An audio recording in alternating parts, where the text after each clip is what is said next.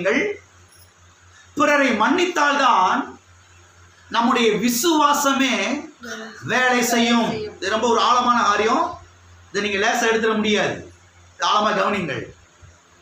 நீங்க பிறரை மன்னிக்கலைன்னா உங்களுக்குள்ள இருக்கக்கூடிய விசுவாசம் வேலை செய்யாது.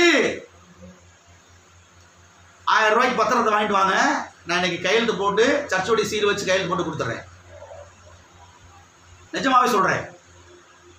நீங்க பிறரை மன்னிக்கலைன்னா உங்களுக்குள்ள இருக்கக்கூடிய விசுவாசம் வேலை செய்யாது. அநேக கிறிஸ்தவ விசுவாசிகள் தலையை போட்டு பிக்கிறாங்க, மண்டையை போட்டு பிக்கிறாங்க. என்ன பிக்கிறாங்க?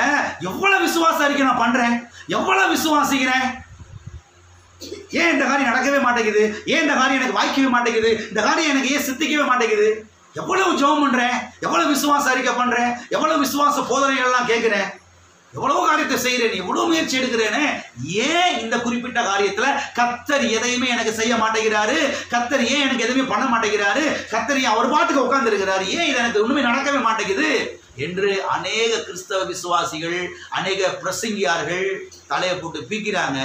அதுக்கான பதில தான் இன்னைக்கு நான் பார்க்க போறோம். இதை கவனிங்க. சத்தியவேதம் இந்த விசுவாசத்தை குறித்து சொல்லும் பொழுது ரொம்ப ஆழமா சொல்லுது. மலையை பெயர்க்கத்தக்க விசுவாசம்.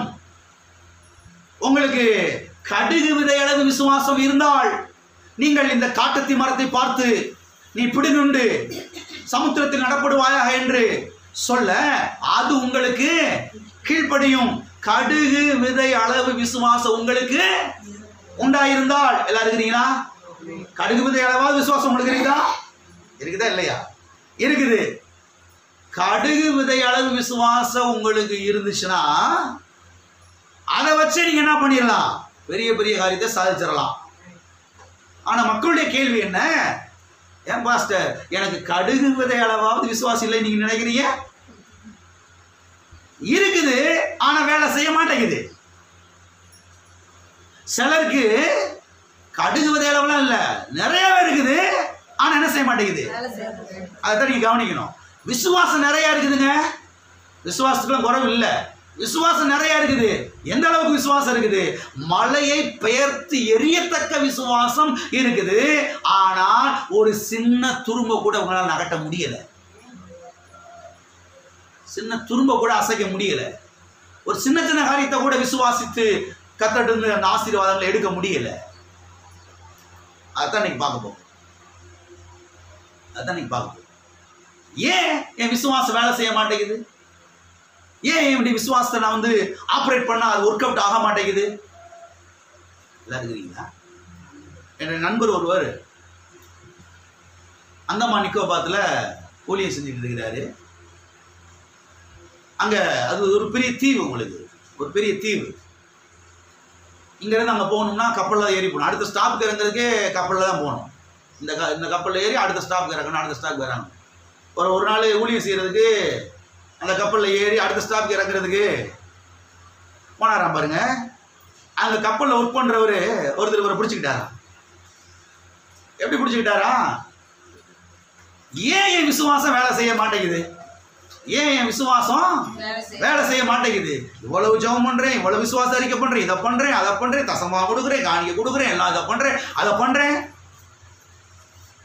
இவர் சொன்னாரா, நீங்க தான் வந்து சந்தேகப்பட்டிருப்பீங்க. ஏன்னா சந்தேகப்படாமல் விசுவாசித்தால் அப்படின்னு என்ன செய்யுது மார்க் விஷயம் சொல்லுது. இல்ல இல்ல இல்ல, நான் சந்தேகப்படவே இல்லை, சந்தேகம் எனக்குள்ள இல்லை, ஆனால் ஏன் விசுவாசம் வேலை செய்ய மாட்டேங்குது அப்படின்னு கேள்வி கேட்டாராம் பாருங்க. இவருக்கு என்ன பதில் சொல்லணும்னு தெரியல. அடுத்த ஸ்டாப் வந்துருச்சா பாருங்க. அடுத்த ஸ்டாப் வந்த உடனே நான் இறங்கி போயிட்டு வரேன் சொல்லிட்டு இறங்கின பாரு விட மாட்டேங்கிறாரா பாருங்க கப்பலை விட்டு. அதெல்லாம் கிடையாது, நீங்க நீண்ட பதில் சொல்லிட்டு போங்க. கடுகு விதை அளவாவது விசுவாசம் எனக்கு இல்லை நீங்க நினைக்கிறீங்க அப்படின்னு பிடிச்சிக்கிட்டாராம் பாருங்க. எப்படியோ அடிச்சு பிடிச்சி தப்பிச்சு போயிட்டாராம் பாருங்க. எல்லாம் இருக்கிறீங்களா? ஏன் விசுவாசம் வேலை செய்ய மாட்டேங்குது? ஏன் தெரியுமா வேலை செய்ய மாட்டேங்குது? வாசிங்க கலாத்தியர் 5ஆம் அதிகாரம் 6வது வசனம். கிறிஸ்து இயேசுவினிடத்தில் விருத்த சேதனமும் விருத்த சேதனம் இல்லாமையும் ஒன்றுக்கும் உதவாது அன்பினால் கிரியை செய்கிற விசுவாசமே உங்களுக்கு உதவும். அன்பினால் கிரியை செய்கிற விசுவாசம். எல்லாம் சொல்லுங்க, அன்பினால் கிரியை செய்கிற விசுவாசம். எப்படி சொல்லுங்க, அன்பினால் கிரியை செய்கிற விசுவாசம். என்ன விசுவாசம்? வெறும் விசுவாசம் இல்ல, வெறும் விசுவாசம் அன்பினால் கிரியை செய்கிற விசுவாசம் என்று இங்கே தெளிவாக சொல்லப்பட்டிருக்கிறதை நாம் பார்க்கிறோம். அப்ப அன்பு இல்லைன்னா எது வேலை செய்யாது? மறுபடியும் கேட்கிறேன், பதில் சொல்லுங்க. அன்பு இல்லைன்னா எது வேலை செய்யாது? விசுவாசம் இருக்குது, ஆனா அந்த விசுவாசம் வேலை செய்ய மாட்டேங்குது. அந்த விசுவாசத்தை ஆபரேட் பண்ண ஒர்க் அவுட் ஆக மாட்டேங்குது. சில காரியங்களை சாதிக்க முடியல. ஏன் சாதிக்க முடியல? ஏன் விசுவாசம் வேலை செய்ய மாட்டேங்குதுன்னா என்ன இல்ல? அன்பு இருக்குது, ஆனா அன்பு என்ன செய்யறது கிடையாது. அத யூஸ் பண்றது கிடையாது. அந்த அன்பை காமிக்கிறது கிடையாது. மன்னிப்பை காண்பிக்கிறது கிடையாது. இருதயத்தை கல்லாக்குறது, இருதயத்தை கல்லாக்குறது. நான் யாரை நேசிக்க மாட்டேன், யாரை அன்பு கூற மாட்டேன், யாரை மன்னிக்க மாட்டேன். திட்டமாய் தெரிந்து கொள்ளுங்கள். ஆவியானவர் கற்றுக் கொடுத்த காரியத்தை உங்களுக்கு நான் சொல்றேன். உள்ளத்துல கசப்பு இருந்துச்சுன்னா நீங்க எவ்வளவுதான் விசுவாசிச்சாலும் வேலை செய்யாது. மன்னிப்பை காமிக்கலைன்னா எவ்வளவுதான் நீங்க விசுவாசிச்சாலும் விசுவாசம் வேலை செய்யாது. மன்னிக்கிற இருதயத்தில் இருந்து தான் விசுவாசம் வேலை செய்யும். திட்டமாய் தெரிந்து கொள்ளுங்க. மன்னிக்க கூடிய ஹார்ட், மன்னிக்க கூடிய இருதயம். அந்த மன்னிக்க கூடிய இருதயத்தில் இருந்து தான் எது வேலை செய்யும்? எது வேலை செய்யும்? எது வேலை செய்யும்? விசுவாசம் வேலை செய்யும். மாஸ்டர், இவ்வளவு விசுவாசம் சம்பாதிச்சு வச்சிருக்கேன் மாஸ்டர், கர்த்தருக்கு ஸ்தோத்திரம். ஆனா அவ்வளவு விசுவாசமும் வேலை செய்யணும்னா எதை காமிக்கணும்? அன்பை காமிக்கணும். எதை கொடுக்கணும்? மன்னிப்பை கொடுக்கணும். பக்கத்துல கை போட்டு சொல்லுங்க, மன்னிப்பை கொடுக்கணும். எதை கொடுக்கணும்? அப்ப மலையை பெயர்த்து எரியத்தக்க விசுவாசம் உங்களுக்கு இருந்தாலும் கூட அன்பு இல்லைன்னா விசுவாசம் வேலை செய்யாது. மறுபடியும் சொல்றேன், ஒரு 1000 ரூபாய் பத்திரம் வாங்கிட்டு வாங்க, நான் எழுதி கையெழுத்து போட்டு சர்ச்சை சீல வச்சு கையெழுத்து போட்டு என்ன செஞ்சிடறேன், கொடுத்துடுறேன். அன்பு இல்லைனா, மன்னிப்பு இல்லைனா எது வேலை செய்யாது? அப்ப இது வரைக்கும் சில காரியம் நடக்கலையே, என் ஜெபத்துக்கு சில பதில் வரலையே. அப்ப ஒருவேளை இதுவா இருக்கலாமோ? இருக்கலாம், இருக்கலாம். யார மன்னிக்கல? சொந்த புருஷனையே மன்னிக்கல, சொந்த மனைவியே மன்னிக்கல, சொந்த பிள்ளையே மன்னிக்கல, சொந்த தகப்பனையும் தாயையுமே மன்னிக்கல. அப்புறம் எப்படி உன் விசுவாசம் வேலை செய்யும்? அப்புறம் எப்படி உன் காணிக்கை கர்த்தர் ஏற்று, அதெல்லாம் நீங்க பார்க்க போறோம், நீங்க எடுத்து காமிக்கிறேன். அப்புறம் எப்படி உன் தசம பாகத்தை கர்த்தர் ஏற்றுக்கொள்வாரு?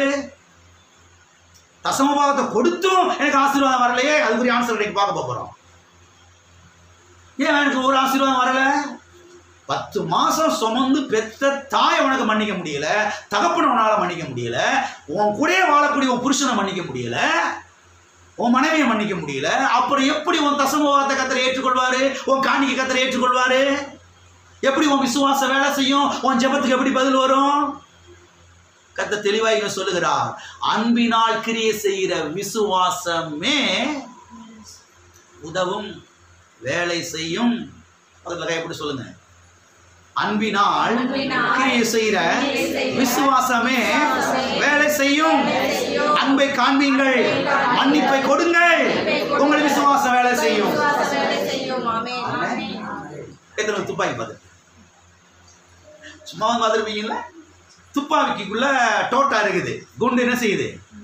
அடிச்சா ஆளவே என்ன செஞ்சிடும்? தூக்கிடும். எல்லாரும் இருக்கிறீங்களா? துப்பாக்கி இருக்குது, துப்பாக்கிக்குள்ள 5 குண்டு இருக்குது, ரவன் சொல்லுவாங்க சில ஆட்கள், உள்ள இருக்குது. பவரானது. ஒரு அமுக்குனா என்ன செஞ்சிடும்? இருக்கும், போயிடும், ஆளே போட்டு தள்ளிடும். அமுக்குற அந்த ஒரு நாப்பு இருக்கு பாருங்க, நாக்கு மாதிரி ஒன்று வளைஞ்சிருக்குங்களா? எது? துப்பாக்கியில் நாக்கு மாதிரி, கரெக்டாக நாக்கு மாதிரி வச்சிருக்கிறான் பார்த்தீங்களா? கரெக்டா நாக்கு மாதிரி அதை வச்சிருக்கிறான் பார்த்தீங்களா? நல்லா கவனிங்க. இப்போ அந்த உள்ள இருக்கிற குண்டு இருக்குல்ல, அது விசுவாசம் வச்சுக்கோங்க. அந்த நாக்கு மாதிரி இருக்குல்ல வளைஞ்சு அப்படி இழுத்தாதான் என்ன செய்யும் குண்டு, அது அன்புன்னு வச்சுக்கோங்க. இப்ப இந்த குண்டை வெளியில் அனுப்புறது எது? அன்பு. எது? அன்பு. அப்ப அன்பு இங்க இல்லைன்னா எது போகாது? எது வேலை செய்யாது? எது வேலை செய்யாது? வேலை செய்யாது. அன்பினால் கிரியை செய்கிற விசுவாசமே உதவும். அப்ப அன்புதான் விசுவாசத்தையே இயக்குகிறது. இருக்கிறீங்களா? அன்புதான் விசுவாசத்தையே என்ன செய்யுது? இயக்குகிறது. இப்படி சொல்லலாம், அன்புதான் விசுவாசத்திற்கு மோட்டிவேஷனா இருக்கிறது. இருக்கிறீங்களா? அன்பு இல்லைனா, மன்னிப்பு இல்லைனா எது வேலை செய்யாது? அப்ப இது வரைக்கும் ஆசீர்வாதங்கள் வீட்டுக்கு வரலையே, இன்ன வரைக்கும் தொடச்சு கட்டிட்டு உட்கார்ந்து இருக்கிறோம், இன்ன வரைக்கும் சில காரியங்கள் நடக்கலையே, ஒண்ணுமே இல்லாம உட்கார்ந்து இருக்குமே. நம்ம நினைச்சுக்கிட்டு நான் பெரிய கெட்டிக்காரனாகும், நான் பெரிய வீரனாகும், நான் பெரியவனாகும், நான் ரொம்ப யோக்கியனாகும். என்ன யோகியன்? என்ன யோகியன்? சில ஆட்களுக்குள்ள இருதயத்தை பார்த்தீங்கன்னா நான் ரொம்ப யோக்கியன். பார்த்தீங்களா? அவங்க நிற்கிறதா மூஞ்சில முழிக்க மாட்டேன், இங்கே ஒன்றும் இல்லையா, போச்சுல, எல்லாம் புடிக்கிட்டு போயிடுச்சுல, மூஞ்சில என்ன செய்ய மாட்டேன், முழிக்க மாட்டேன், மூஞ்சி ஏறெடுத்து பார்க்க மாட்டேன். இருதயத்தை கல்லாகிறது, பாறாங்கல் மாதிரி இருக்குது. அதில் போய் விதை ஏதாச்சும் எப்படிங்க வேலை செய்யும்? எப்படிங்க விளைச்சல் வரும்? எல்லாம் இருக்கிறீங்களா? பாறாங்கல் மாதிரி இருக்குது, பாறாங்கல்ல கொண்டு போய் நீ நல்லா விளைப்பீங்களா?